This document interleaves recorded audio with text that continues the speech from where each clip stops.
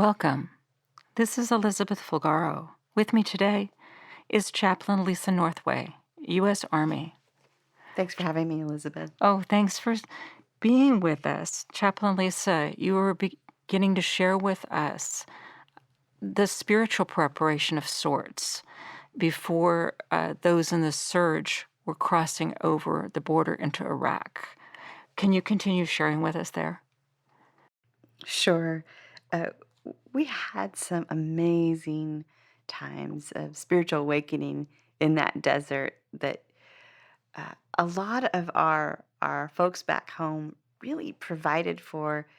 Uh, I to this day I say everything comes in a care package. We might be promised certain monies, but I have yet to see much ever materialize. Everything comes in a care package.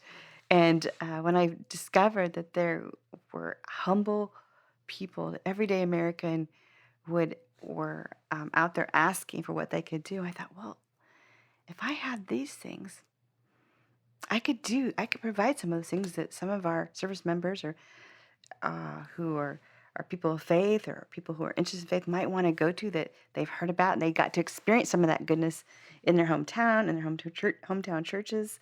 And so we had two women's retreats and two men's retreats. We had weekly Bible studies, all these books, all these retreat supplies uh, from the loving hearts and hands of Americans showed up in time to do some amazing things. And we in a very rustic place. For instance, one of the women's retreat was called Heart Spa, where women are refreshed in Jesus. And I think that title alone brought probably about 75 to 85 women on a Saturday that were given just a time to do a little bit of free time. We had the same sort of event for men, a prayer retreat, and the funny things about doing something like that we've done before, being raised in the church, you don't have everything. You don't have a lot of these, sometimes all the bells and whistles, but you figure out how to do it differently. So in this, we had 3 spa stations, and because the water was 140 degrees, same as the temperature, just in on pallets outside, and even though we only had two tiny little bathrooms in the chapel, which was very rare, the fact that we had a chapel with a bathroom, we were able to self-contain, have food brought in by the chaplain assistants, and have that environment protected. So for the men, they could have a same gender retreat because men talk to each other differently when it's just men. Women talk to each other differently when it's just women. And some in the military, especially for those who had not had safe same gender relationships, it was such an amazing experience. You imagine the people who go into battle who've never had uh, a really good friend. If you're a woman, a good girlfriend, or a good guy friend that you can rely on. And this is also a time when trust and cohesiveness is so important. And there were on that camp from time to time an assault, uh, and you can imagine the betrayal when you realize this person wears the same uniform I do. When you think about that, how of course, these are a lot of, the average age of our service members are anywhere from 17, 18, say to 25, a lot of that age group.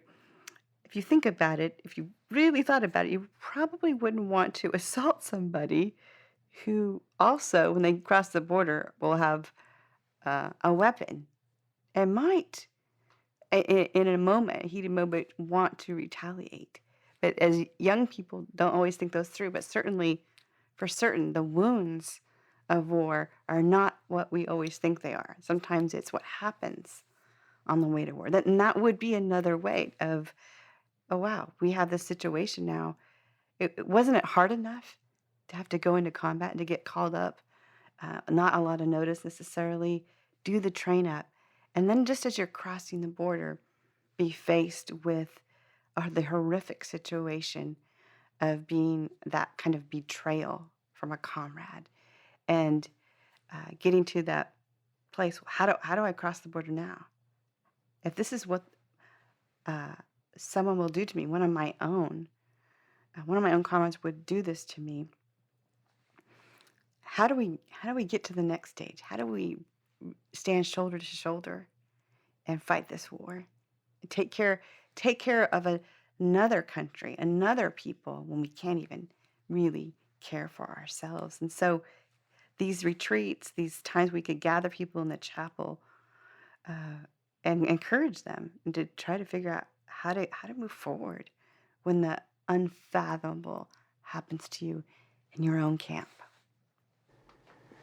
So these retreats sounds like they were healing centers. What are the wounds of war that people don't think about? You've already talked about one, but it's actually more than one. You've talked about the moral injury of a leader who doesn't have your back, right? You've talked about the betrayal and the sexual injury that can come. What are some of the other wounds of war that you see, and how does that impact? I mean, that doesn't just impact battle, right? And what was your role? What was your role? Like, did they come to you? They did. And uh, for instance, in our culture, military culture, our regular American culture, it's harder, I believe, in some ways for a male soldier, a man, to come forward and say, I've been sexually assaulted. Someone has attempted to take me out. And I believe when I go back to my room, go back to my tent, that leader or that person is coming for me again. And I remember being with a young man, an NCO, a sergeant. So this was a mid-level leader, just trying to figure out how do I deal with this, and the fear that the person who had attempted to assault him was much higher ranking, and going through the process of being in that space where he had to go through an investigation, and at that time, it's not that long ago. I think even our investigators have a hard time thinking, well, gosh, a lot of people make judgment calls. Well, if it was me, I would have just knocked his block off. And it's like, well, there's a reason why we have regulations. And this NCO understood the purpose of good order and discipline. He had been the one to upheld it, but it wasn't being upheld for him. And getting through that, I'm doing education. I'm training CID investigators to stand down and don't look down on him. Judge him because he didn't just haul off and hit the guy. That's what I do. It's like, well, you really don't know what you do in that situation. So these are some of the situations that would come to me and work through that. So yes, making peace on the way to war. Uh, Sometimes the chaos has happened years ago, and sometimes it happens just before you go into battle. Now you were in the camp that was the gateway. And where did your career then go from there? Well, just at the end of that 1 year deployment, I remember calling up the contact I had at the Chief of Chaplain's office. And I remember speaking with Chaplain Good. And I asked him, I said, Sir, my plan actually was always to be an active duty Army chaplain. Can you tell me if I could move on out to that place as I'm getting ready to leave Camp Beering and return home as a reserve chaplain? I wouldn't have a job when I got back, and that would be that. And he did all the calculations, and he said, Chaplain Northway, I'm so sorry to inform you, you are 6 months too old for active duty. Oh dear. That time has passed. And I remember, fighting back the tears and feeling the tears in my face in that little chapel office at Camp Beering. I thought, well, I'm still a chaplain. I'm still living my destiny. And I'm going to hold fast. I'm still believing somehow it's going to work out. And he was very, very kind to me. And I also found out that there was an opportunity that maybe I could ask to be mobilized again, but at a stateside place. And my parents had just moved from Modesto, California to Colorado, and I realized without a job, I wouldn't have the money to go see my parents out here. Just practical new things I had to think about. I would be with my family, my husband and son, in Fresno, and I had just finished seminary before that, my time in higher education working as a college administrator. So uh, I called my endorser, and he said, well, let's see if there's anything available. He made some phone calls, and we made some contact, and the message I got was, there's nothing here for you at Fort Carson, Colorado, for at least a few years. We've got plenty of reserve chaplains running around here with all the surge and the mobilization, and certainly I was disappointed. And this was about a week or two before I returned home. So I got home. I thought, well, I'm thankful. I'm going to return to my family, and we'll just figure this out. God will figure this out. And I had been home a matter of days. Thanksgiving 2006, and I got a phone call from Fort Carson, and they said, would you come? And I said, I'll be there.